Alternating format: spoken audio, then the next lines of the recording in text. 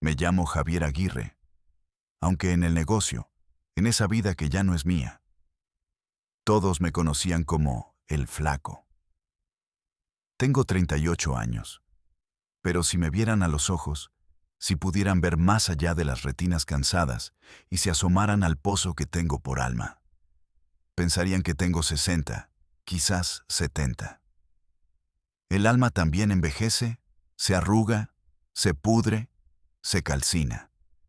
Y la mía es un puto desierto de sal y huesos secos, agrietado por un sol de culpa que nunca, jamás, se pone. Durante 12 de esos años, cada respiro que tomaba, cada latido de mi corazón, cada parpadeo, no me perteneció. Era propiedad con escritura y sello de sangre del cártel de Sinaloa, o para ser más preciso, de esa facción que los noticieros y las series de Netflix han convertido en una leyenda sangrienta y glamorosa: los Chapitos.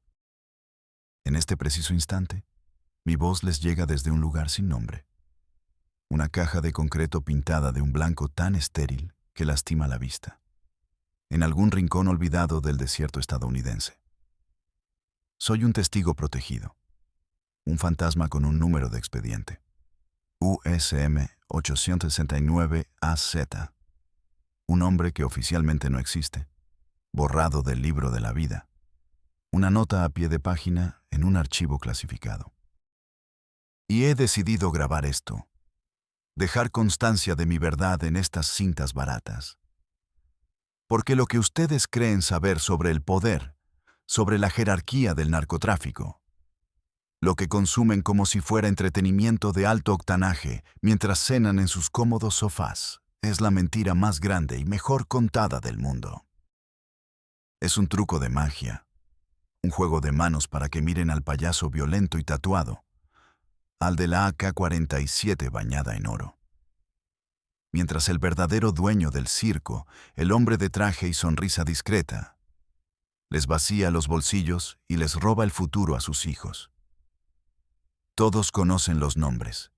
Se los repiten como un mantra sangriento en las noticias y en los corridos. Iván Archibaldo, el estratega frío y calculador, el que heredó la inteligencia para los negocios y la crueldad metódica de su padre. Jesús Alfredo, el discreto, el Alfredillo, el que maneja los hilos financieros con la habilidad de un titiritero de Wall Street, moviendo millones de dólares por el mundo con un par de clics. Ovidio, el ratón, el que se hizo famoso por poner de rodillas al gobierno mexicano en una tarde de plomo y fuego. El símbolo viviente de la impunidad y la fuerza bruta. Joaquín, el más joven, el güero moreno, el que intenta labrarse un nombre en un mundo de gigantes que proyectan sombras demasiado largas. Los herederos. Los príncipes de un imperio de sangre y cocaína. Y sí, lo son. No se equivoquen.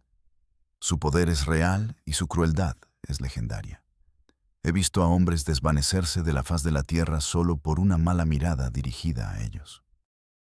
He visto cómo se cierran negocios millonarios y se dictan sentencias de muerte en la misma conversación, con la misma indiferencia.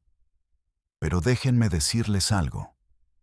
Y quiero que se lo graben en la cabeza como si fuera un tatuaje en la piel. Los Chapitos son la cara visible, son la marca registrada, son el ruido, la furia y los corridos. Son los gerentes de la sucursal más violenta del infierno. Pero no son el verdadero poder. No son los dueños del consejo de administración.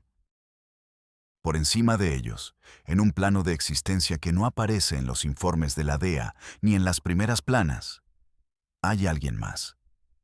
Una sombra, un susurro en las reuniones de más alto nivel.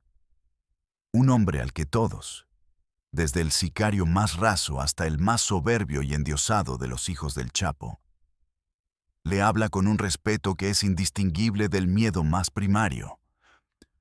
Un hombre al que solo se refieren, en voz baja, casi con reverencia, como el tío. Y yo, un pendejo cualquiera, Un don nadie salido del lodo de la construcción. Lo vi. Vi con mis propios ojos cómo el perro más bravo de la jauría, el mismísimo Iván Archibaldo Guzmán, el hombre que ordena muertes con un simple gesto, se convertía en un cachorro sumiso y obediente en su presencia. Y esa es la verdad que me tiene aquí, encerrado en esta jaula de oro, esperando cada amanecer el sonido de unos pasos que vengan a cobrarme la cuenta. Porque el gobierno estadounidense me puede esconder, pero hay lugares en el alma a los que ni ellos pueden llegar. Y sé, con una certeza que me hiela los huesos, que el tío no olvida. Seguramente se preguntarán, ¿cómo carajos un tipo como yo, un albañil de Culiacán que apenas sabía leer y escribir, termina metido hasta el cuello en esa mierda? ¿Cómo se cruza esa línea invisible que separa al ciudadano común del monstruo? Créanme, no fue por ambición. Yo no soñaba con una Cheyenne del año, ni con relojes de oro que cuestan más que una casa, ni con tener a mi disposición a las plebes más cotizadas de la ciudad. Mi historia, la verdadera y jodida historia de tantos como yo, no empezó con un deseo, sino con la desesperación más pura y culera que un hombre puede sentir. La enfermedad de un hijo. Mi hija, mi pequeña Sofía, mi luz, mi todo, mi pedacito de cielo. Tenía apenas 6 años cuando los doctores del Seguro Social, en un consultorio que olía a desinfectante barato, a tristeza vieja y a desesperanza institucionalizada, nos soltaron la palabra como si fuera una piedra. Leucemia. La forma en que lo dijeron, con esa compasión ensayada y esa mirada de lástima que solo te dan cuando ya no hay nada que hacer, sonaba a sentencia de muerte. El médico, un hombre de mediana edad con la bata manchada de café y el cansancio grabado en la cara como un mapa de derrotas, nos explicó las opciones con un tono monótono, como si leyera la lista del súper. Había un tratamiento, claro. Uno experimental, privado, en una clínica de esas en Guadalajara donde las manijas de las puertas son más caras que todo lo que yo poseía. Un tratamiento que costaba lo que no ganaría ni en 3 vidas de trabajo honrado, partiéndome el lomo de sol a sol en la construcción, respirando polvo de cemento y sintiendo cómo el cuerpo se me deshacía un poco cada día, un grano de arena a la vez. Hice lo que cualquier padre haría, lo poco que podía hacer. Vendí el Tsuru modelo 98 que con tanto esfuerzo había pagado, el cochecito blanco que nos llevaba al parque los domingos a comer cocos helados, ese en el que Sofía dejaba sus huellas de chocolate en el asiento de atrás. Hipotequé la pequeña casa que mis padres me habían heredado en la colonia Lázaro Cárdenas, el único patrimonio familiar, el lugar donde nací y donde soñaba ver crecer a mi hija. El olor a café de mi madre todavía impregnado en las paredes de la cocina. Pedí prestado a amigos que apenas tenían para ellos, a familiares que me dieron lo poco que tenían con una mezcla de pena y resignación, y finalmente, a usureros de barrio que te cobran con intereses que sangran y te amenazan con romperte las piernas si te atrasas un solo día. No fue suficiente, ni de cerca. Cada ciclo de quimioterapia era un abismo de dinero que se tragaba todo lo que conseguía y exigía más. Recuerdo una noche, tan clara como si fuera ayer. El recuerdo está quemado en mi memoria. Estaba sentado en la sala, a oscuras. El único ruido era el zumbido del viejo refrigerador y el goteo de una llave en la cocina. Escuchaba a mi esposa, a mi Elena, llorar en silencio en la cocina, un llanto ahogado, de esos que se tragan para que Sofía no la oyera desde su cuarto. Un sonido que te desgarra por dentro. Fui a la habitación de mi hija y la vi dormir. Su carita se veía tan frágil bajo la luz de la luna que se colaba por la ventana. Su piel cada vez más pálida, casi translúcida, Había perdido sus pestañas y el poco pelo que le quedaba era un rastro fino y quebradizo sobre la almohada. Olía a medicina, a hospital, a una fragilidad que me partía el alma. La abracé con cuidado de no despertarla, sintiendo sus huesitos frágiles bajo la pijama. Y en ese momento, en ese silencio roto por el llanto de mi mujer, sentí un frío que me recorrió desde la médula espinal hasta la punta del alma. Un vacío helado que me susurró una verdad terrible.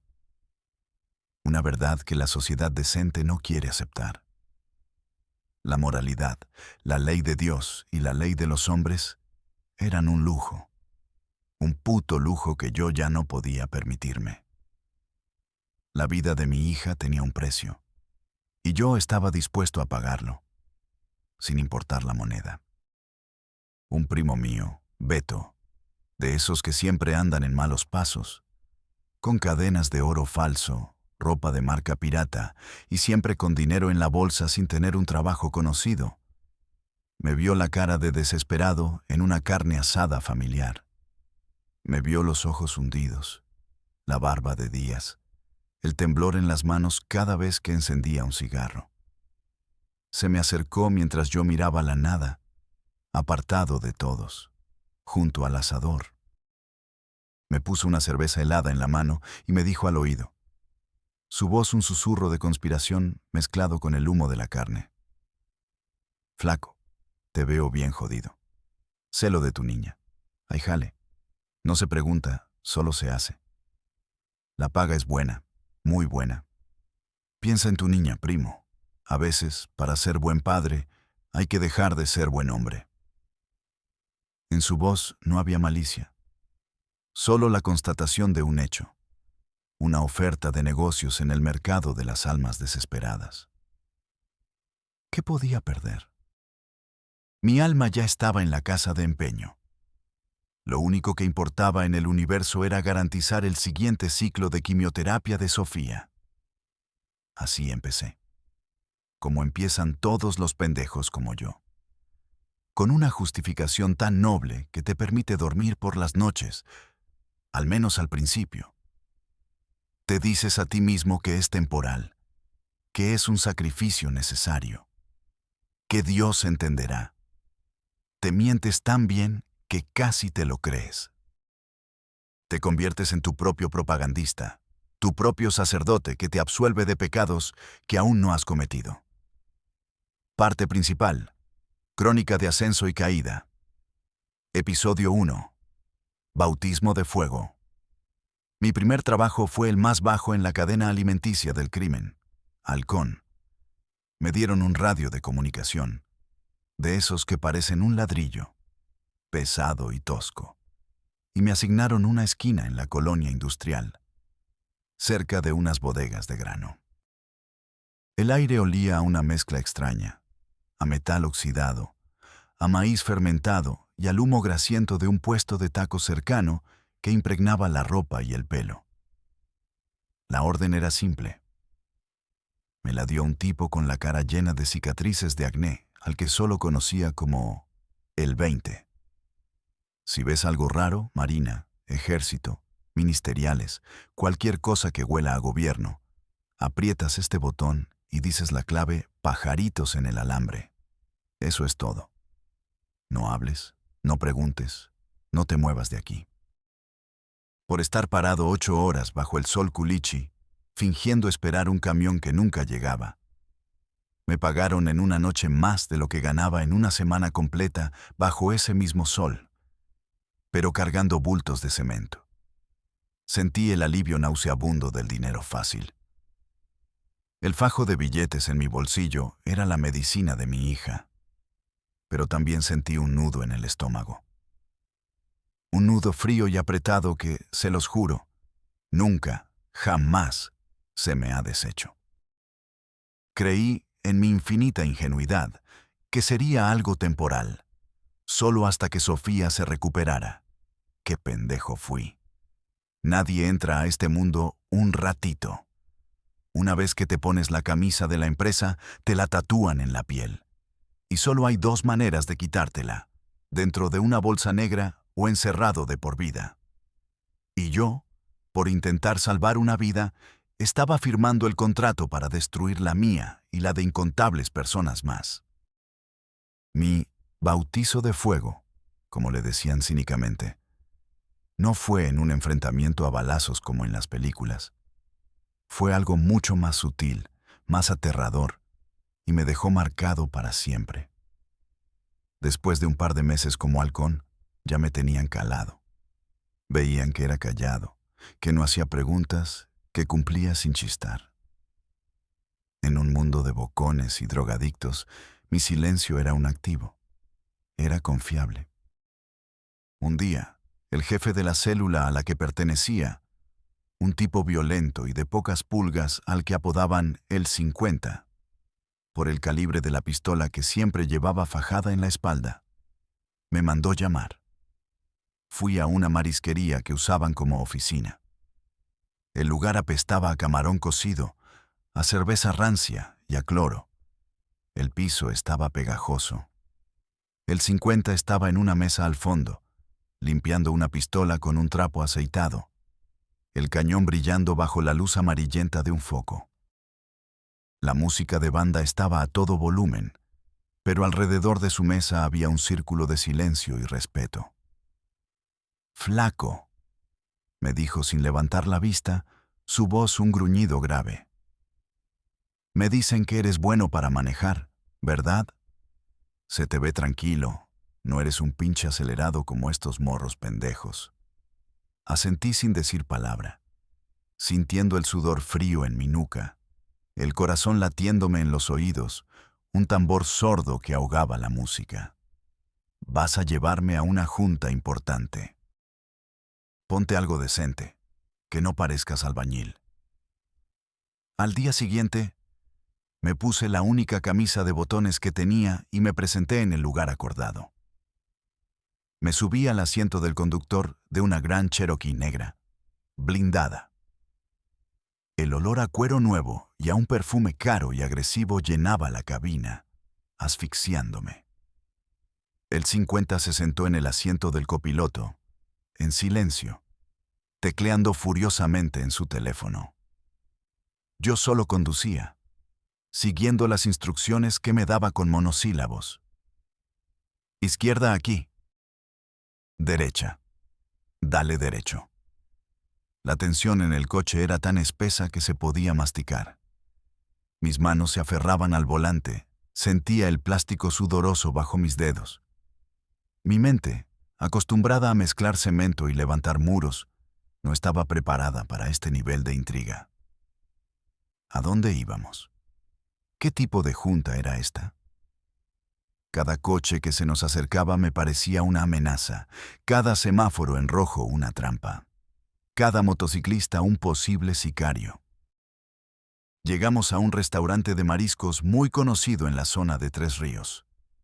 Un lugar de esos donde los buchones van a cerrar tratos y a exhibir sus trofeos, ya sean mujeres operadas o camionetas del año. El ruido de la música de banda se escuchaba desde la calle. Una cacofonía de tubas y tarolas. «Quédate aquí en la camioneta», me ordenó el 50. Motor encendido, el aire acondicionado a tope y los ojos bien abiertos. «No te bajes para nada, ¿entendiste?» Asentí de nuevo, como un autómata. Pasó una hora, luego 2. El sol de la tarde empezaba a pegar en el parabrisas, convirtiendo el interior en un horno a pesar del aire acondicionado. Vi salir a el 50 por la puerta principal, pero no venía solo. Venía casi arrastrando a otro tipo, más viejo, con un traje caro pero arrugado y una mancha de sudor en la espalda. Su rostro era una máscara de terror. Ambos caminaban rápido, con una tensión que se podía cortar con un cuchillo. Detrás de ellos salieron otros 3 hombres, y su lenguaje corporal no era el de alguien que viene a despedir amigablemente a sus socios. Eran depredadores siguiendo a su presa. «Arranca, puto, arranca ahora». me gritó el 50 mientras se lanzaba al asiento del copiloto. El otro tipo se metió como pudo en la parte de atrás. Apenas cerró la puerta, escuché un ruido sordo, un thump seco y violento contra el cristal blindado a mi lado. A centímetros de mi cabeza, un balazo. El sonido fue ahogado por el blindaje, pero la estrella de la fractura en el cristal apareció como una telaraña mortal. Mi corazón no se me subió a la garganta. Sentí que explotaba, que se me salía del pecho. No hubo tiempo para pensar, para el miedo, para nada. Mi cuerpo reaccionó por instinto de supervivencia. Pisé el acelerador a fondo y la Cherokee rugió como una bestia herida. Me metí en sentido contrario en el bulevar Enrique Sánchez Alonso, escuchando una sinfonía de claxones y mentadas de madre. Otro balazo, esta vez en la parte trasera, hizo vibrar todo el vehículo.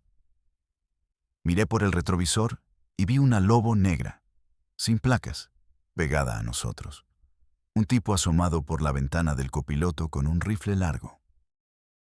El hombre que iba atrás, el del traje, que resultó ser un contador importante de una organización rival, sacó un cuerno de chivo de debajo de su saco y empezó a disparar por la ventana trasera. El estruendo dentro de la cabina era ensordecedor.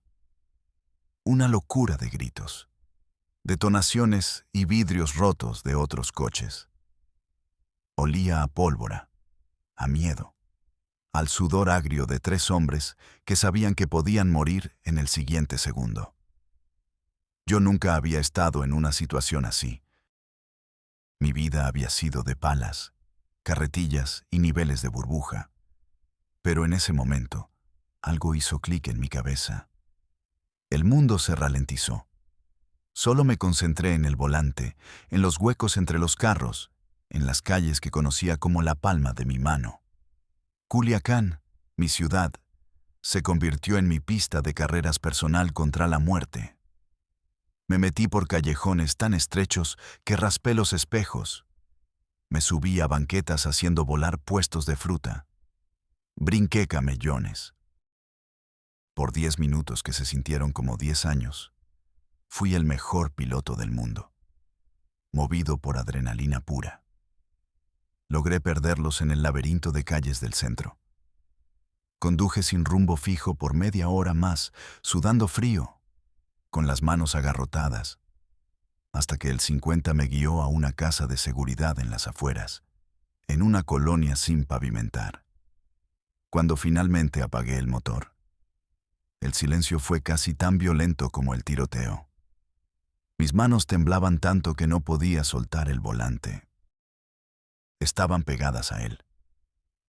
El 50, que siempre me había tratado como a un perro, me puso una mano en el hombro. Su rostro, usualmente una máscara de arrogancia, mostraba una pizca de genuino respeto. No te cagaste, flaco. Tienes huevos. El tipo de atrás, el contador, solo me miró desde el asiento trasero, pálido como un fantasma, y asintió lentamente. Ese día, dejé de ser un halcón. Me convertí en chófer y hombre de confianza de El 50. Me habían probado en el fuego. Vi a la muerte a los ojos y no parpadeé. Para ellos eso era potencial. Para mí, fue la confirmación de que mi alma ya tenía dueño y no era yo. Y el sueldo, claro, se triplicó de la noche a la mañana. El tratamiento de Sofía estaba asegurado por un buen tiempo. Ese fue el precio. Y en ese momento, con el terror aún vibrando en mis huesos, me pareció un trato justo. Episodio 2. La revelación fue en uno de esos viajes, ya como chofer de confianza, que vi lo que no debía ver. Fue el día que la venda se me cayó de los ojos y entendí la verdadera naturaleza del monstruo. Habían pasado unos 6 meses desde el tiroteo. Mi reputación de sereno, callado y eficiente había crecido. Ya no solo manejaba para el 50, a veces me asignaban a sus superiores. Un día, El 50 me dijo que nos preparáramos para un viaje largo. Vamos a la sierra, a una junta muy, muy importante. Vas a llevar a uno de los patrones. Me soltó como si nada. Un escalofrío me recorrió la espalda. ¿A cuál patrón?, pregunté, rompiendo mi regla de no hacer preguntas. Me miró con dureza. Al que te subas y ya, cabrón. Tú solo manejas. Pensé que se refería a uno de los hijos del Chapo. La idea me helaba la sangre. No eran personas, eran mitos, figuras a las que solo se les mencionaba en susurros. Eran la realeza del narco. El día señalado, partimos antes del amanecer. Llegamos a un punto de encuentro en una brecha polvorienta en las afueras de la ciudad. Ahí nos esperaba otro convoy de camionetas blindadas, todas idénticas, todas negras. La disciplina era palpable. De un Tahoe del año, impecable, se bajó Iván Archibaldo Guzmán. El famoso Chapito. Era más joven de lo que parecía en las fotos, y emanaba un aura de arrogancia y poder que solo puede venir de haberlo heredado todo. Vestía jeans de diseñador y una camisa de seda, pero sus ojos eran fríos, vacíos. Se subió a mi camioneta, en el asiento de atrás, junto a el 50. No me dirigió la palabra, ni siquiera me dedicó una mirada. Para él, yo era una extensión del volante, parte del mobiliario del vehículo. Conduje por horas, adentrándonos en la sierra de Badiraguato. Dejamos atrás el pavimento y nos metimos por caminos de terracería que solo ellos conocen, rutas invisibles en cualquier mapa. El paisaje se volvió más salvaje, más imponente. Montañas verdes y barrancos profundos. Pasamos por varios retenes, pero no del gobierno. Eran retenes del cártel, operados por jóvenes con cuernos de chivo y radios de comunicación, que al reconocer el convoy, nos abrían el paso con una mezcla de miedo y respeto. Estábamos entrando en su reino, un país dentro de otro país. Llegamos a un rancho que no parecía un rancho, sino una fortaleza discreta. No había lujos ostentosos, ni columnas de mármol, ni animales exóticos. Era austero, funcional. Muros altos de adobe, techos de teja, pero con cámaras de seguridad de última generación en cada esquina y hombres armados hasta los dientes apostados, con una disciplina militar. Lo que más me sorprendió fue el silencio. No había música a todo volumen, ni borracheras. Había una tensión respetuosa, casi solemne, en el aire. Olía a pino, a tierra húmeda y a café recién hecho. Me ordenaron estacionar la Cherokee junto al casco principal y esperar allí. Desde mi posición, tenía una vista perfecta de un gran patio interior con una fuente de cantera en el centro. En el patio había una larga mesa de madera rústica. Y allí, sentados, no estaban los sicarios ni los comandantes que yo conocía. Eran hombres mayores, de entre 50 y 70 años, vestidos con guayaberas de lino, sombreros de buena calidad, algunos con el aspecto de empresarios o ganaderos adinerados. Hombres que no verías en un corrido. Iván y mi jefe se acercaron a la mesa, y yo, que tenía la orden de quedarme junto a la camioneta, observaba cada detalle, cada gesto. En la cabecera de la mesa estaba sentado un hombre de unos 60 y tantos años. Delgado, con el pelo completamente cano peinado hacia atrás y unos ojos oscuros y penetrantes que parecían verlo todo sin necesidad de moverse. No tenía armas visibles. No gritaba. No aparentaba nada. Era la antítesis del narco de película. Pero cuando Iván Archibaldo, el hombre al que todo el cártel le temía, el príncipe heredero, llegó frente a él, bajó la cabeza ligeramente. Un gesto casi imperceptible de sumisión. «Tío», le dijo, con un tono de respeto que yo jamás le había escuchado a nadie, y mucho menos a él, que trataba a todos con desprecio. El hombre, el tío, solo asintió con la cabeza, invitándolo a sentarse. Y entonces empezó a hablar. Su voz era baja, tranquila, casi monótona, pero cortaba el aire del patio. No daba órdenes, hacía preguntas precisas, de cirujano. ¿Cómo va el flujo por el corredor de Nogales? El reporte de la semana pasada indicaba una merma del 3%. ¿Los socios chinos ya liquidaron el embarque de precursores para la metanfetamina? Necesitamos asegurar la producción del próximo trimestre. ¿Qué noticias tienes del contacto en el gobierno federal? ¿El subsecretario sigue cooperando? Su silencio es costoso. Hablaba de miles de millones de dólares, de logística internacional y de corrupción al más alto nivel, como si estuviera hablando del clima o del precio del ganado. Iván y los demás reportaban, uno por uno, casi como empleados presentando su informe anual al director general. En ese instante, en ese patio silencioso en medio de la nada, lo entendí todo.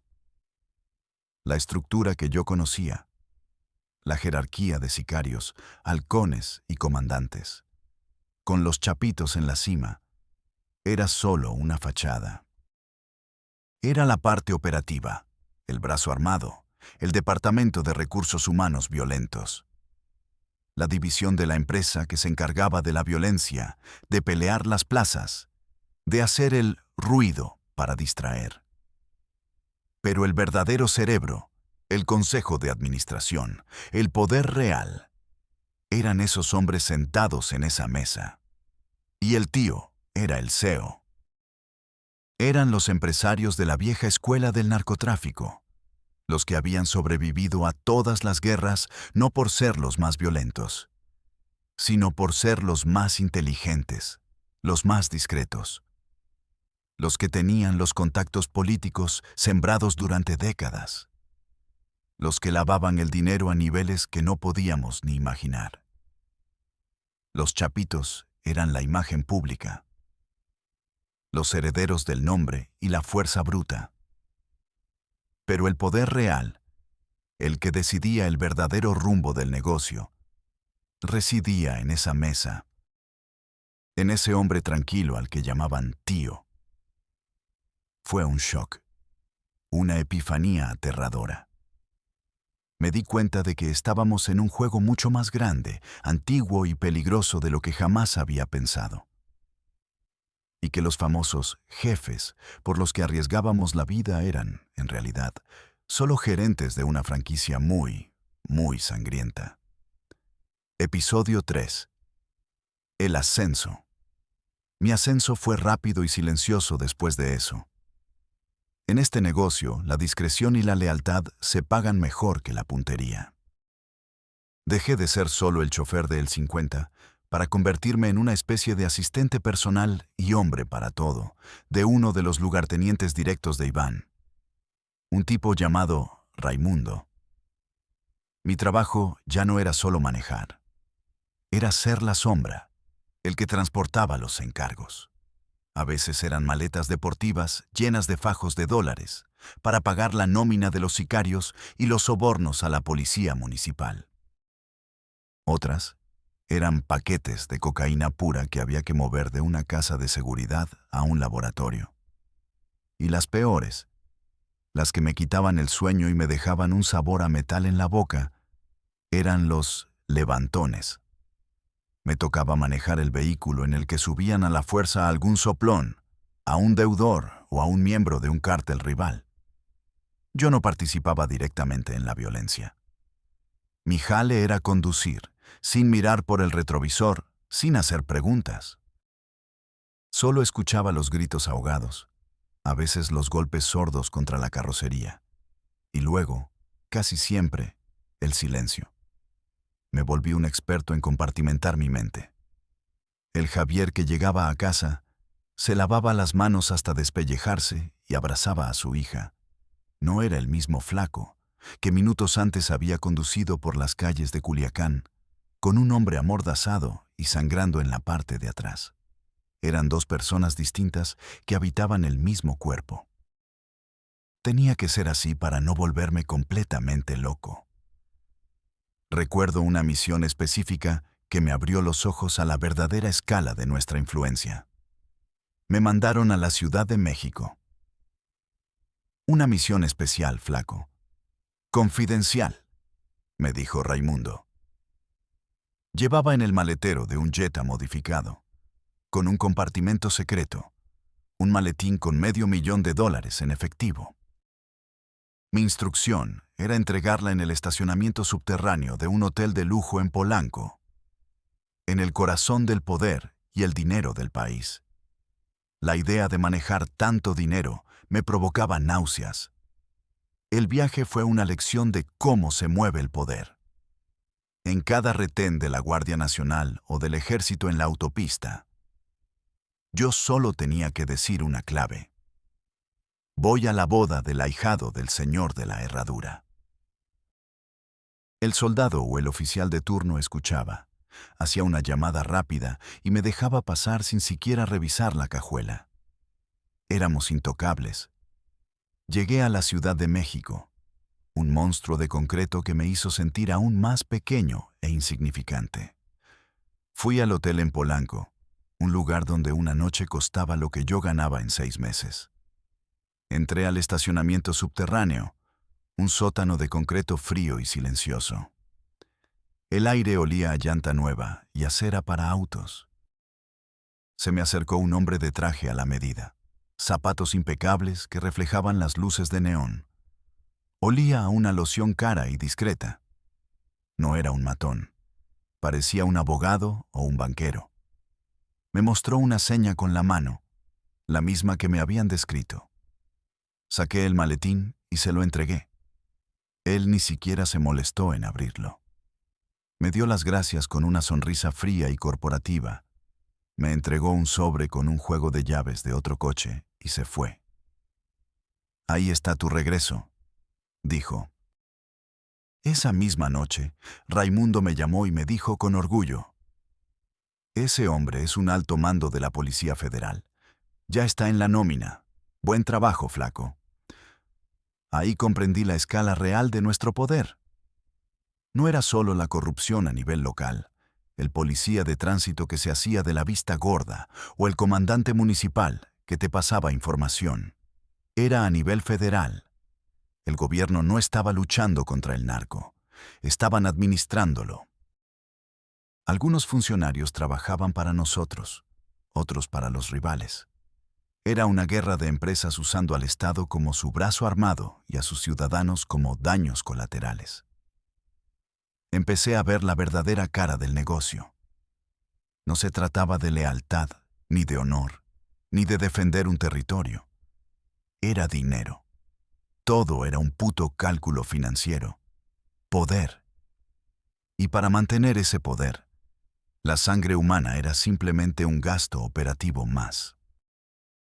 Me volví una pieza útil y eficiente en esa gigantesca maquinaria de muerte y dinero.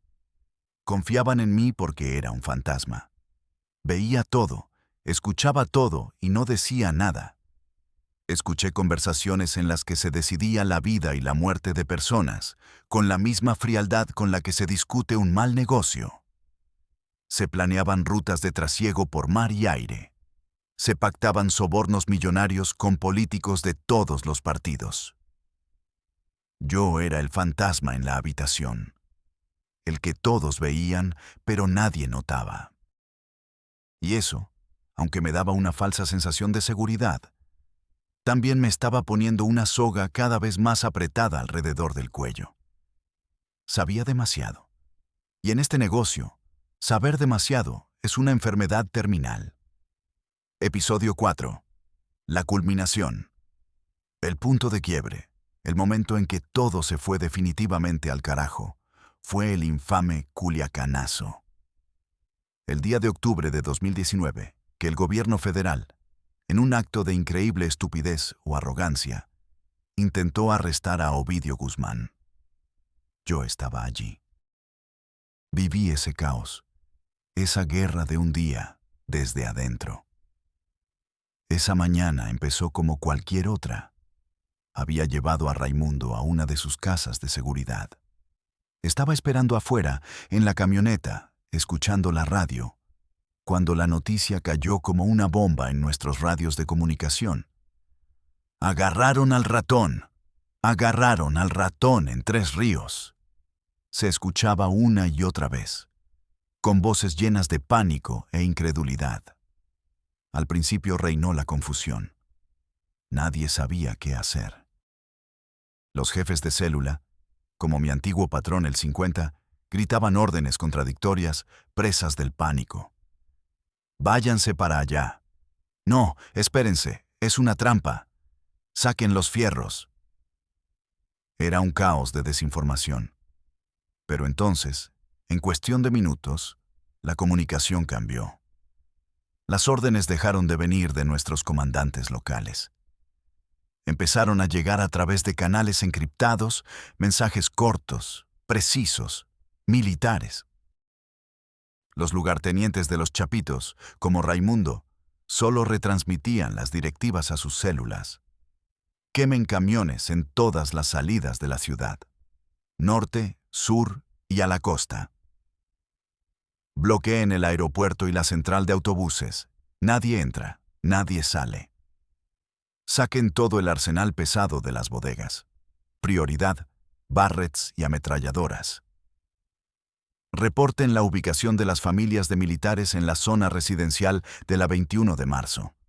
Necesitamos rehenes. La orden era clara. Convertir Culiacán en un infierno. Poner a la ciudad de rehén. Y lo que vi en las siguientes horas no fue una reacción desesperada y caótica de unos hermanos tratando de salvar a otro. Fue demasiado coordinado, demasiado rápido, demasiado eficiente. La ciudad se paralizó por completo en menos de una hora. Fue una operación militar en toda regla, ejecutada con una precisión que el propio ejército mexicano envidiaría. A mí me asignaron a uno de los convoyes que patrullaban la zona del Tres Ríos, el epicentro de la batalla. Íbamos en una tundra blindada, con un tipo montado en la batea operando una Barrett calibre .50. El sonido de esa arma es indescriptible. No es un disparo, es una explosión que te sacude hasta los huesos. Veíamos a la gente correr despavorida, el terror puro en sus ojos.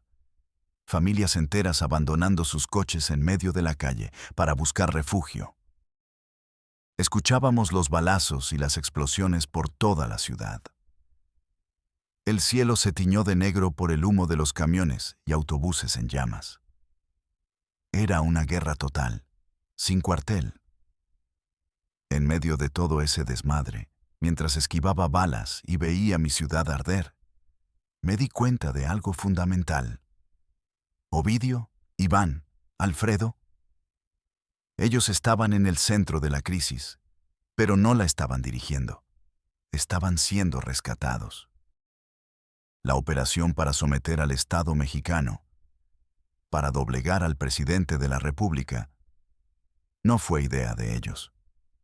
La escala, la precisión, la inteligencia para saber exactamente dónde y cómo golpear los puntos neurálgicos del gobierno, el saber qué amenaza específica haría que el presidente cediera, eso venía de arriba. Venía de el tío y su consejo de ancianos. Ellos estaban usando el arresto de Ovidio para dos cosas. Primero, obviamente, para liberarlo. Un miembro de la realeza no puede caer. Pero segundo, y mucho más importante, era una demostración de poder crudo. Un mensaje no solo para el gobierno mexicano, sino para el mundo. Ustedes no mandan aquí. Nosotros sí. Podemos apagarles el país cuando queramos. Y también, sutilmente, era un mensaje para los chapitos. Son importantes, tienen el apellido, pero su vida y su libertad dependen de nosotros. La vieja guardia. No lo olviden nunca. Esa noche, cuando el gobierno claudicó y liberó a Ovidio, cuando vimos a los soldados retirarse humillados, no hubo una celebración ruidosa de victoria entre la gente de alto nivel. Hubo un silencio tenso, casi fúnebre. Se había ganado una batalla, sí, pero se había expuesto el verdadero poder del cártel de una forma grotesca y pública. Y cuando se expone tanto poder, cuando se humilla a un Estado de esa manera, siempre hay consecuencias. Se había cruzado una línea muy peligrosa. Y yo sabía, en el fondo de mi ser, que después de esa exhibición de fuerza vendría una purga. Demasiada gente, gente como yo, había visto cómo funcionaba la maquinaria por dentro durante la crisis. Y las maquinarias tan eficientes no dejan testigos ni cabos sueltos. El punto de inflexión. Mi paranoia no era infundada. En las semanas posteriores al Culiacanazo, el ambiente dentro de la organización se enrareció. Se volvió pesado, denso. Empezaron las limpiezas. Gente que había estado en el centro de la operación, que había coordinado equipos, que había hablado de más por la emoción del momento, empezó a desaparecer. Un comandante de célula, muy efectivo ese día, fue encontrado muerto en un canal de riego. Un encargado de comunicaciones que había sido clave para triangular las posiciones del ejército, tuvo un accidente de coche en la autopista a Mazatlán. La excusa oficial era que los cárteles rivales se estaban aprovechando del desorden para golpear. Pero todos, en silencio, sabíamos la verdad. Estaban cortando los hilos sueltos. Estaban borrando la memoria de la operación. Mi jefe, Raimundo, fue uno de ellos. Lo citaron a una junta en la sierra y simplemente nunca regresó. Su reemplazo fue un tipo más joven, salido de la nada, apodado el 23, más violento e impredecible. Y este nuevo jefe no confiaba en nadie de la vieja guardia de su antecesor. Me relegaron a tareas menores, a llevar y traer cosas sin importancia. Pero me mantenían cerca. Me estaban vigilando. El punto de no retorno, el momento en que supe que mi tiempo se había acabado, llegó una tarde de martes.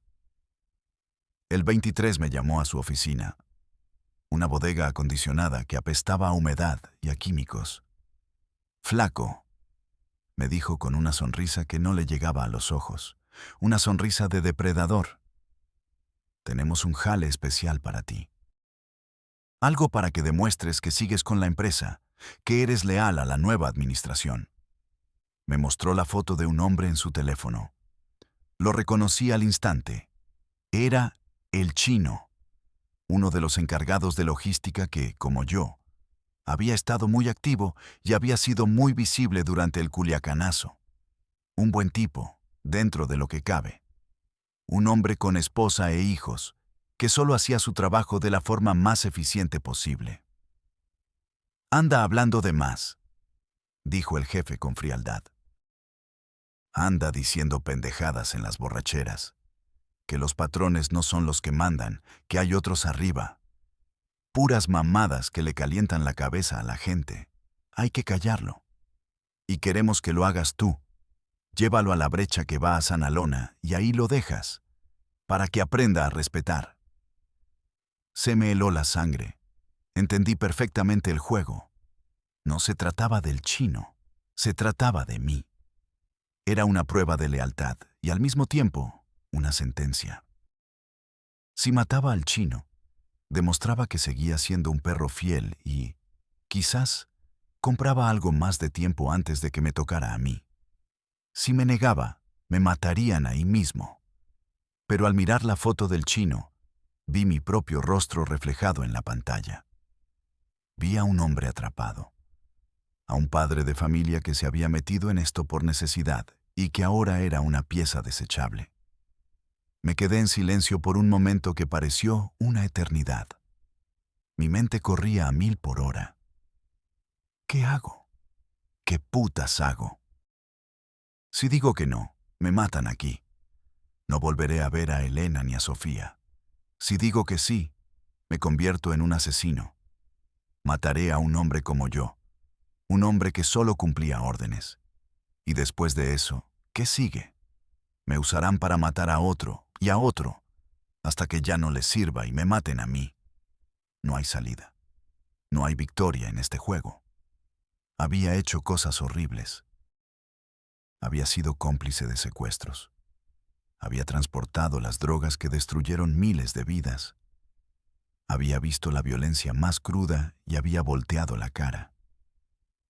Pero nunca, jamás, había quitado una vida con mis propias manos, y menos a alguien que sabía que era inocente, cuya única culpa era saber exactamente lo mismo que yo.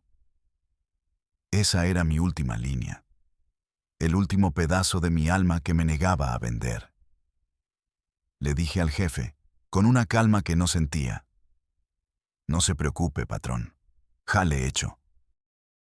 Salí de esa oficina sabiendo que mi vida en el cártel había terminado. Ahora solo quedaba una opción: correr, correr más rápido que la muerte que ya venía por mí. Esa misma noche llegué a mi casa temblando.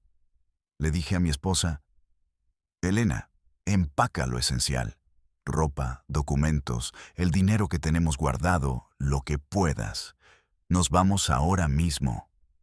No hubo tiempo para explicaciones. La cara de terror en mis ojos, la urgencia en mi voz, fue suficiente para ella. Tomé a mi hija Sofía, que ya estaba en remisión pero seguía siendo frágil. La envolví en una manta y la subí al coche. Fui al escondite donde guardaba el dinero que había estado ahorrando para este preciso día, unos $30,000. El fondo de emergencia para cuando el diablo viniera a cobrar. Y nos fuimos, sin mirar atrás, dejando atrás una vida entera.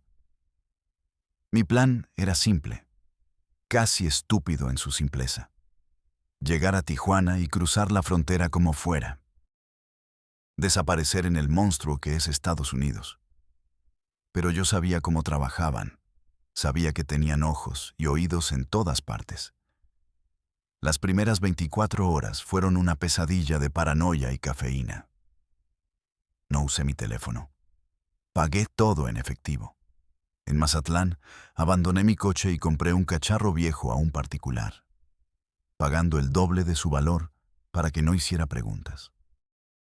Conduje sin parar, día y noche, solo deteniéndome por gasolina y comida chatarra, siempre mirando por el retrovisor, viendo la cara de un sicario en cada conductor que se me acercaba demasiado.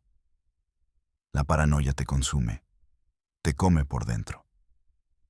Cada llamada de un número desconocido, cada coche que te sigue por más de 2 kilómetros, te acelera el pulso hasta el infarto. Llegamos a Tijuana agotados, sucios, física y mentalmente destrozados. Me contacté con un coyote que un conocido me había recomendado hacía mucho tiempo, un supuesto especialista en cruzar gente que tenía problemas serios. Me citó en un motel de mala muerte cerca de la línea. Le pagué la mitad por adelantado. Era un hombre gordo y sudoroso que me miró con lástima. Me dijo que nos preparáramos, que cruzaríamos esa misma noche por el desierto. Por primera vez en días, sentí una pequeña chispa de alivio. Estábamos tan cerca. Esa noche, mientras esperábamos la llamada del coyote en la habitación húmeda y maloliente, tocaron a la puerta. Pensé que era él, pero no lo era. Eran 6 hombres altos, vestidos de negro, con chalecos que decían DEA. Me apuntaron con rifles de asalto. Javier Aguirre, you are under arrest. No hubo gritos, no hubo balazos, solo la fría y eficiente maquinaria del gobierno estadounidense. Mi esposa se aferró a mi hija, llorando en silencio. Yo levanté las manos, sintiendo una extraña mezcla de terror y alivio. Se había acabado. Más tarde, en una sala de interrogatorios estéril, el agente de la DEA que dirigía el operativo me lo explicó todo. El coyote era uno de sus informantes de confianza. Cuando le di mi nombre y le conté a grandes rasgos por qué huía, el tipo se dio cuenta de que tenía en sus manos algo mucho más valioso que los miles de dólares que le ofrecí. Tenía a un testigo de alto nivel del cártel de Sinaloa, alguien de dentro, alguien que sabía de el tío. Hizo una llamada. En lugar de entregarme al cártel a cambio de una recompensa, me entregó al gobierno estadounidense. Probablemente le pagaron mucho más y le limpiaron su historial criminal. Negocios son negocios. Me ofrecieron un trato, la clásica oferta que no puedes rechazar. Cooperación total. Contarles absolutamente todo lo que sabía, a cambio de protección para mi familia y una sentencia reducida en una prisión de mínima seguridad, seguida por mi ingreso al programa de testigos protegidos. Mi esposa e hija estarían a salvo, con nuevas identidades, una nueva vida, en algún lugar de este vasto país. ¿Qué opción tenía? Era eso o ser extraditado a México, donde no duraría ni una noche en la cárcel antes de que me encontraran. O peor, que me dejaran ir para que el cártel me cazara como a un animal por las calles. Acepté. Vendí mi historia, mi vida, mis secretos, a cambio de la seguridad de las dos personas que más amaba en el mundo. Fue el último trato que hice. Y el que me condenó a esta existencia de fantasma, a esta muerte en vida. Y aquí estoy, en esta habitación blanca, en este lugar sin nombre, donde los días se distinguen solo por el color del cielo a través de una pequeña ventana enrejada. Mi esposa y mi hija están en otra parte, en una ciudad cuyo nombre no sé, con un apellido que no es el mío. Las veo una vez cada 6 meses, en un lugar neutral, bajo la estricta supervisión de los Marshalls. Sofía está creciendo. Su tratamiento funcionó. Está sana. Se está convirtiendo en una niña estadounidense, con un acento que a mí me suena extraño. Y esa es la única. La única razón por la que no me he vuelto completamente loco en este silencio ensordecedor. He pasado cientos de horas hablando con fiscales, con agentes de la DEA, del FBI, contándoles todo lo que sé. Nombres, lugares, rutas, operaciones, sobornos. Soy una enciclopedia andante de la maldad. Y ahora grabo esto. ¿Por qué? No es por buscar perdón. No hay perdón para gente como yo. El infierno que ayudé a crear en la tierra me espera con los brazos abiertos. Lo hago porque esta grabación es mi única póliza de seguro. Si este audio alguna vez sale a la luz pública, significa que me encontraron. Que de alguna manera, el largo y poderoso brazo del cártel, el brazo de el tío, llegó hasta mi jaula. Pero también lo hago como una advertencia. Para los jóvenes de mi tierra, de Sinaloa, de todo México, que ven las camionetas de lujo, la música a todo volumen, las mujeres hermosas, y creen que esa es una vida de poder y respeto. Es una puta ilusión. Un espejismo en el desierto. Los monstruos que ven en las noticias, los que presumen sus armas de oro y sus tigres de Bengala en Instagram, son solo empleados, marionetas con un apellido famoso. Los verdaderos monstruos, los dueños del circo, a esos no los verán nunca. Visten de traje, se sientan en consejos de administración de empresas legítimas, financian campañas políticas y mueven los hilos del país desde las sombras de la respetabilidad. Ellos son el verdadero poder. Y para ellos, ustedes, los que sueñan con ser sicarios, los que se alistan como halcones por unos cuantos pesos, no son nada. Son carne de cañón. Son un número en una hoja de cálculo de pérdidas y ganancias. Son desechables. Si esta vida les parece atractiva. si el dinero fácil los tienta. Recuerden mis palabras desde esta tumba en vida.